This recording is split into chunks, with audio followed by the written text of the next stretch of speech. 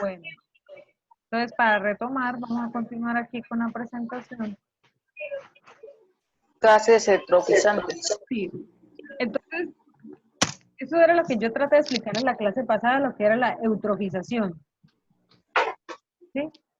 Lo que le está pasando al río, como no entra buena luz, no hay buena calidad del agua, los peces están muriendo, hay una oxidación, hay menos oxígeno disuelto, pues lo que hace es que esa agua, pues sencillamente lo que sirve es para que crezcan la vegetación, ¿Ves?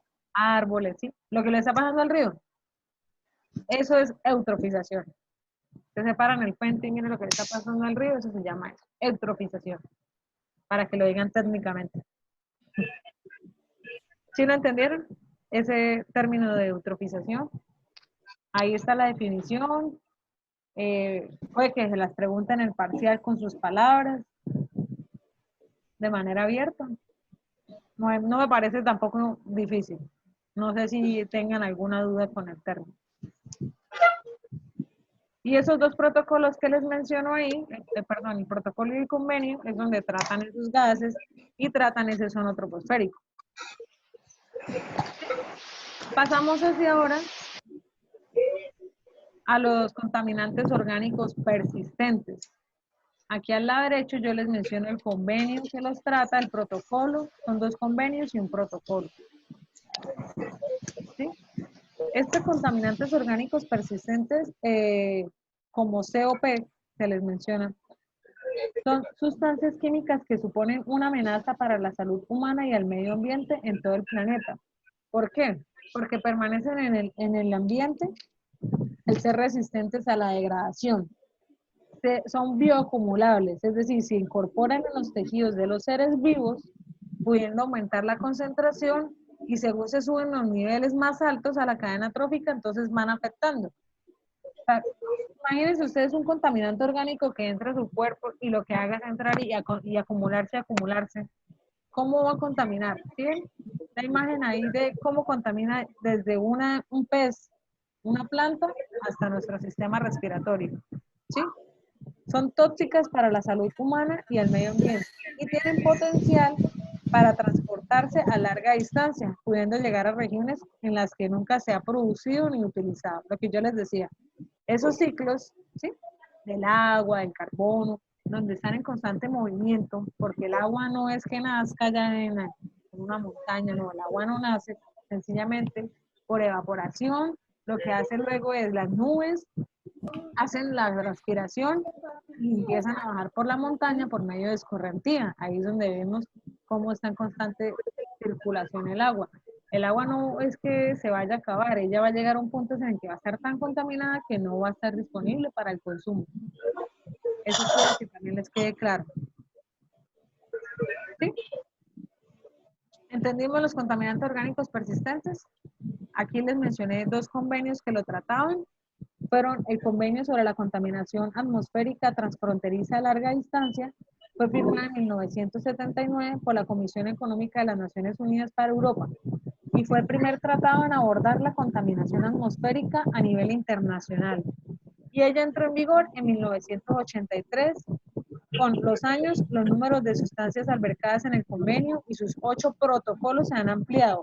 Pero aquí yo les menciono el protocolo de Aarhus sobre estos contaminantes consistentes y el convenio de Estocolmo. Fue negociado en el ámbito del programa de las Naciones Unidas para el Medio Ambiente, que es el PENUMA. Vamos a entrar a ver otro tipo de contaminantes, ¿sí? Como los que están clasificados en unos contaminantes que están presentes en la atmósfera. Voy a mover esto un poquito para que puedan verlo. Listo, ahí está. Uno es el dióxido de azufre. Traté de dejarles hasta la fórmula molecular y todo como si no. ¿Qué será el dióxido de azufre? Bueno, ahí tienen un... Ah, bueno, son dos moléculas de oxígeno y una de azufre. Fácil. Dióxido, eso lo dice el nombre. Este es uno de los contaminantes más habituales y representativos del aire de nuestras ciudades. También procede de la combustión de carbones usados en la producción de energía, como yo les decía, que es lo que hace aquí la termotasajero. En la industria y en la calefacción doméstica. Ahora está el monóxido de carbono, que es junto a los hidrocarburos y óxidos de nitrógeno, Constituye también a los contaminantes más frecuentes, cuyas fuentes principales provienen de los gases emitidos por motores de combustión interna o los automotores. También la combustión de los combustibles fósiles como el carbón, el petróleo y el gas liberan su energía en forma de calor. Entonces la contaminación térmica afecta a la atmósfera y en los casos en la refrigeración se hace un circuito abierto. Afecta al medio receptor de las aguas, o sea, cuando las aguas reciben esa agua refrigerada, ya sea un río o el mar, elevando su temperatura por encima de la normal, dando lugar a alteraciones en los ecosistemas acuáticos próximos al lugar donde se hizo ese vertimiento. Aquí vemos otro ejemplo, otro impacto o otra contaminación representativa y que está muy de la mano con los contaminantes que están presentes en la atmósfera, como los combustibles fósiles. ¿Por qué? Porque estos están bajo la denominación del carbón, el petróleo y el gas natural. Son productos de sus características químicas que se emplean ya como combustible y se han formado naturalmente a través de procesos complejos biogeoquímicos desarrollados bajo condiciones especiales durante millones de años.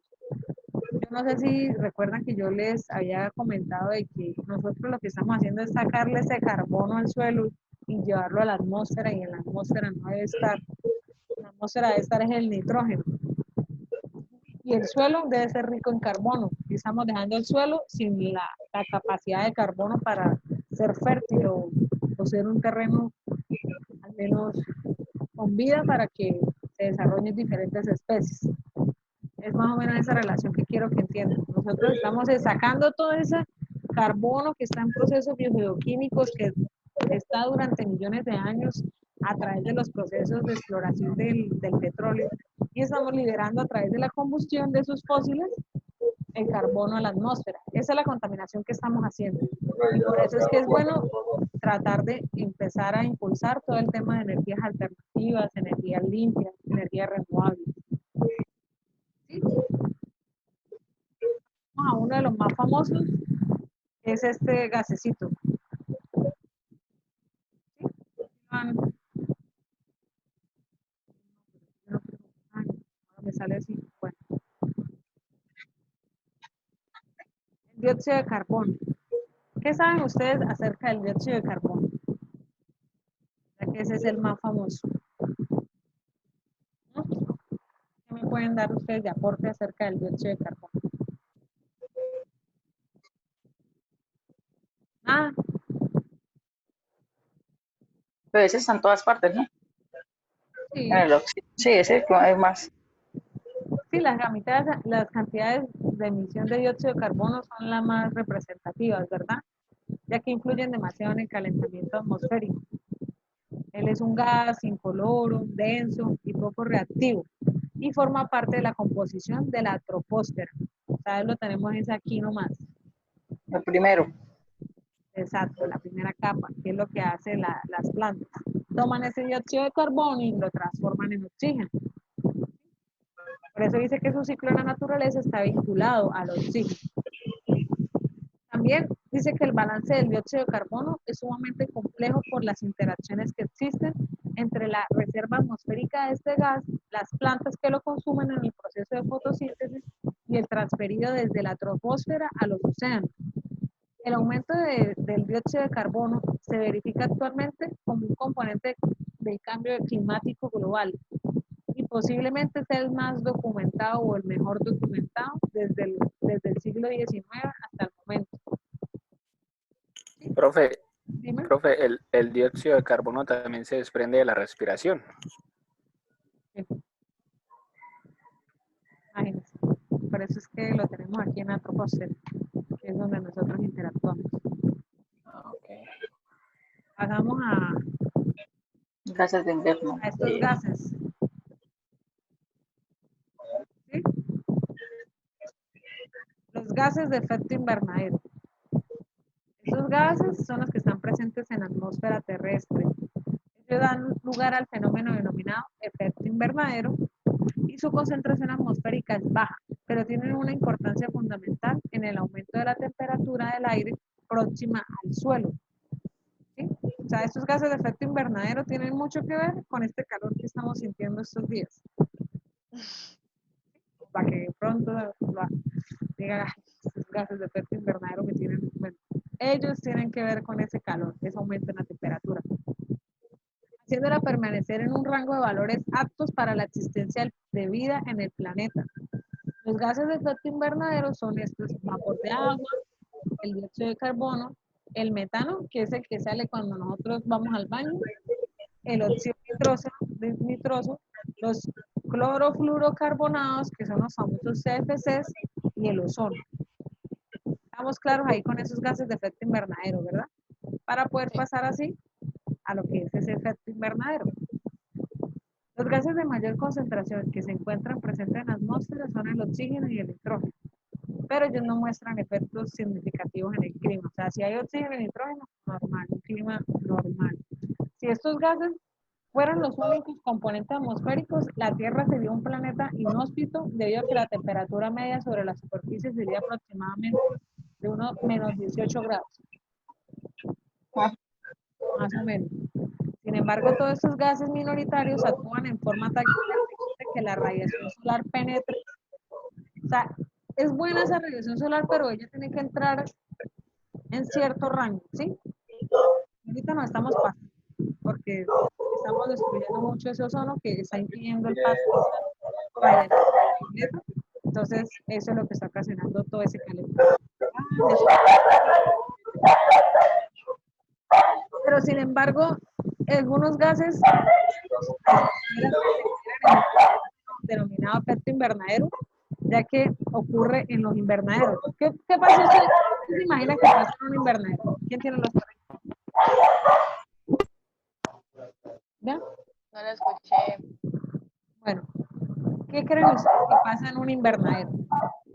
Por favor, callen los perritos que no se escucha nada. Que no sé quién es.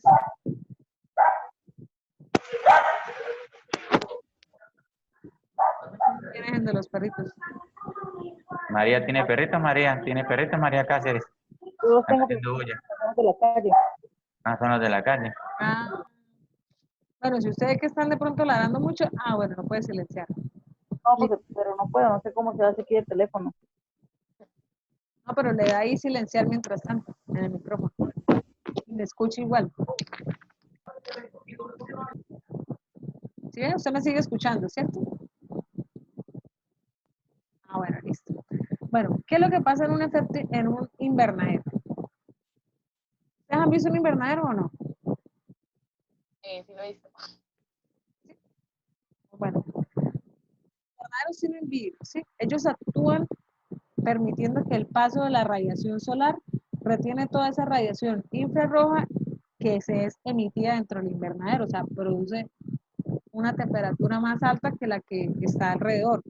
Este comportamiento selectivo de algunos gases atmosféricos frente a la radiación solar y terrestre produce el calentamiento del aire próximo a la superficie, elevando la temperatura del planeta media a más de 15 grados centígrados. El efecto invernadero es un fenómeno que ocurre en forma natural en la atmósfera, pero su efecto beneficioso puede ser modificado por actividades humanas que aumentan la concentración en la atmósfera de muchos gases que lo producen. ¿Sí entienden? Si nosotros no tuviéramos ese efecto invernadero, no tendríamos la temperatura que tenemos acá. Lo que pasa es que la contaminación que estamos generando está haciendo que se pase de 15 a 30. ¿Y qué me dijo Samario? 36 grados. 36 grados. Si no tuviéramos ese efecto invernadero, ¿estaríamos a cuánto? Les dije ahorita. Menos 18. A 18. Menos 18 grados centígrados, dígame. Con ese frío, ¿cómo íbamos a hacer? Sí, Peor. peor. Pasamos ahora a los metales pesados. A los metales pesados. Los metales pesados se refieren también al peso atómico y definiría un metal pesado como un elemento químico que está comprendido entre los 63,55 de cobre, de cadmio y 200,59 de mercurio. Es el peso atómico de ellos. Se refiere a los metales de densidad entre 4 4 gramos sobre centímetro cúbico y hasta de 4 a 7 gramos sobre centímetros cúbicos. Y también hay otra clasificación referida al número atómico. Pero ¿qué pasa? No todos los metales de alta densidad son especialmente tóxicos. ¿Por qué? Algunos de ellos son necesarios para el ser humano. Hay una serie de metales pesados más conocidos por su tendencia a presentar serios problemas medioambientales. ¿Cuáles son? Esos que ven ahí abajo. Alguien que me los mencione. El níquel. Níquel, cromo, mercurio, arsénico, plomo. Ahí ven cómo se escribe la fórmula y también ven los ejemplos de cómo están ellos en la naturaleza, ¿sí? En ocasiones incluye que al hablar de contaminación por metales pesados a otros elementos ligeros como el berilio, el aluminio o algún semimetal como el arsénico, requieren de que esta peligrosidad de esos metales reside que no pueden ser degradados ni química ni biológicamente y además tienden a bioacumularse. ¿Sí? Como ya les hablaba de los compuestos orgánicos persistentes que son bioacumulables en los organismos vivos o dentro de ellos. Unas fuentes emisoras de esos metales pesados pueden ser las grandes instalaciones de combustión, el transporte, las cementeras, las instalaciones de incineración o coincineración de residuos. Son algunos ejemplos de dónde se generan esos metales pesados. ¿Sí? Ahora vamos a ver el material particulado, que por ahí Wilfredo me lo había mencionado, ¿verdad? ¿Alguien alcanza a detallar aquí el dibujo? Sí, señora. ¿Qué es ese tubito que se ve? Cabello. Es un cabello. ¿El cabello? Sí, el cabello. Eso es un cabello. Y el granito que se ve a un lado es la arena fina. Ahí el cabello lo difiere. Digamos, un cabello humano está entre de 50 a 70 micrones de diámetro. ¿Sí? Más o menos, el ancho de ese cabello tiene 1, 2, 3, 4, 5 partículas que equivaldrían al polvo, al polen o al moho, que serían de 10 micrones de diámetro. Más o menos les estoy dando las dimensiones, ¿no? Y otras partículas en combustión como los compuestos orgánicos o los metales están de 2.5 micrones de diámetro.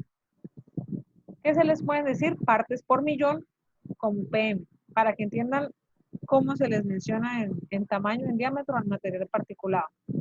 Están los micrones, que es como una M así curva, con una M, y están las partes por millón. ¿Sí?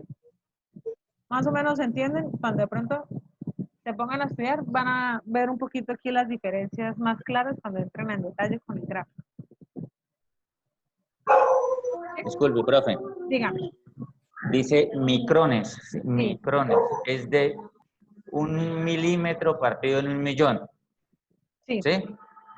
Ah, ya lo que es el micrómetro es diferente. Es 1 milímetro partido en 1.000, ¿verdad? Creo que sí. Bien. Pero le voy a confirmar mejor. Para diferir entre micrones y, ¿cómo fue que me dijo la otra? ¿Micrómetros? Micrómetros.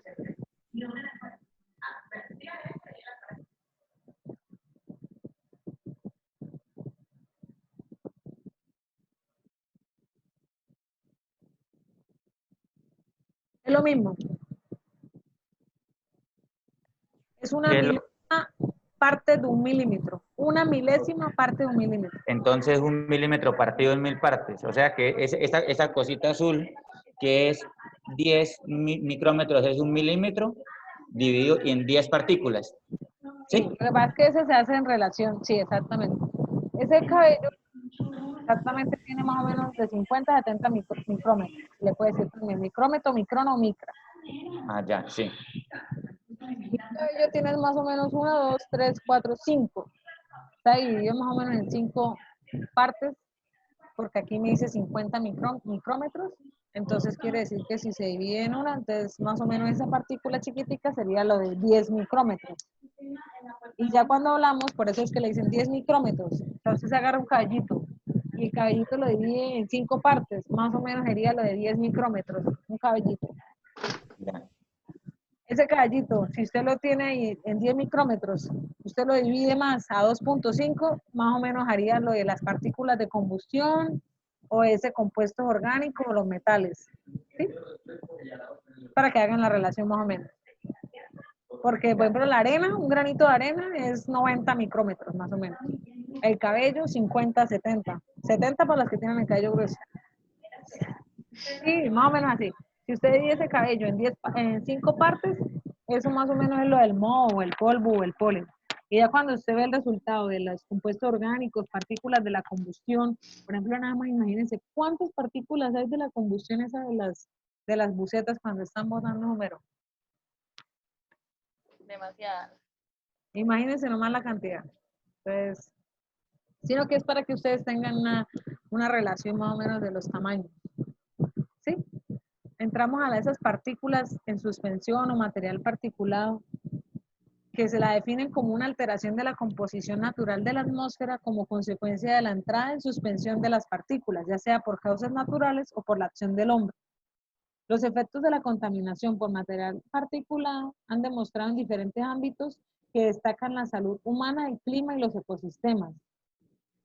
Él engloba una gran variedad de compuestos que varían ampliamente, tanto en características físico-químicas como en su origen y vías de formación y por tanto en sus efectos sobre la salud. Las redes de control llevan a cabo la determinación de aquellas partículas menos de 10 micrómetros, denominadas partes por millón o PM10, que son las que se representan en mayor capacidad de acceso a las vías respiratorias y por lo tanto mayor afectación a las mismas. Es decir, esas de, digamos, el cabellito dividido en 5 partes, ese tamañito, que es las de polvo, polen o moho, que son las que tratan de medir, tienen la capacidad de entrar a las vías respiratorias y afectarlas. Ya las partículas más pequeñas, como las de la combustión, se depositan en los alvéolos, la parte más profunda del sistema respiratorio, quedando atrapadas y pudiendo generar efectos más severos sobre la salud. ¿Entendimos más o menos ahí cómo está el tema del material particulado y cómo son las dimensiones? ¿O alguien tiene alguna duda? ¿No? Bueno, pasamos al famoso metano. ¿Dónde les dije yo que salía el metano? Cuando se va al baño. Sí, no, está bien. Es como la forma, de pronto, más Escribirla mejor. ordinaria, pero ya más técnicamente es un hidrocarburo simple. Su molécula está formada por un átomo de carbono al que se encuentran unidos 4 átomos de hidrógeno, ¿sí? El carbono es el gris y los azulitos son los hidrógenos. A temperatura ambiente es un gas y se halla presente en la atmósfera. Tiene aplicación en la industria química como materia prima para elaboración de múltiples productos sintéticos. En los últimos años ha sido aplicado con buenos resultados como fuente energética alternativa en pequeña escala, generado a partir de residuos orgánicos agrícolas. Este biogás está compuesto aproximadamente por 55 a 70% de metano, 30 a 45% de dióxido de carbono y 1 a 3% de gases. Y su poder calorífico oscila entre los 5.500 kilocalorías por metro cúbico.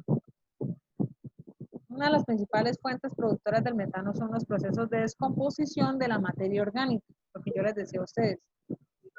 Procesos de descomposición de la materia orgánica en ausencia de oxígeno, que sería la anaerobiosis,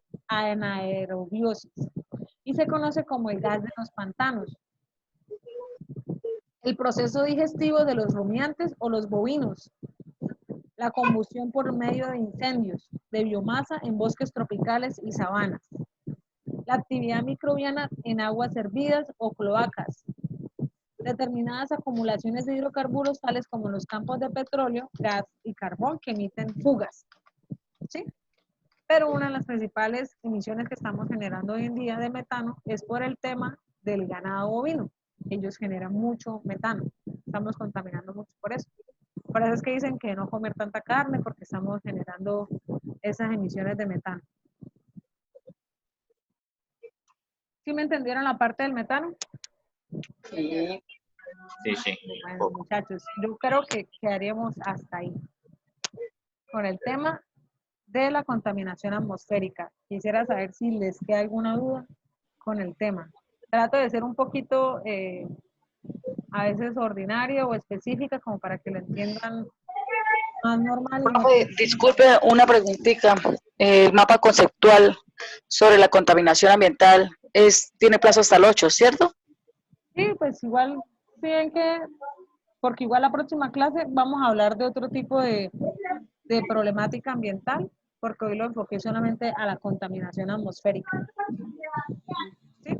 Entonces, se le puede ampliar un poco el plazo para que en la próxima clase queden más claros, porque lo vamos a enfocar un poco al tema de deforestación, la degradación de los suelos, ¿sí? Y otro tipo de problemáticas ambientales que ya existen. Entonces ahí ya, aunque dos temas pueden, bueno, listo, yo quiero hacer mi mapa conceptual de esta manera. ¿Sí? Por eso trato de que entiendan todo de la manera más clara y específica. ¿Sí? ¿Estamos Bueno, bien? gracias. ¿Tienen alguna duda, alguna inquietud? Creo que Igual no. yo, como les dije, les compartiré el video más tardecito, les comparto el video. Bueno, profe, ¿Alguien otra gracias. inquietud? Gracias. ¿Estamos claros todos? Sí, señora. Sí, Totalmente señora. claro, Sí, gracias. señora.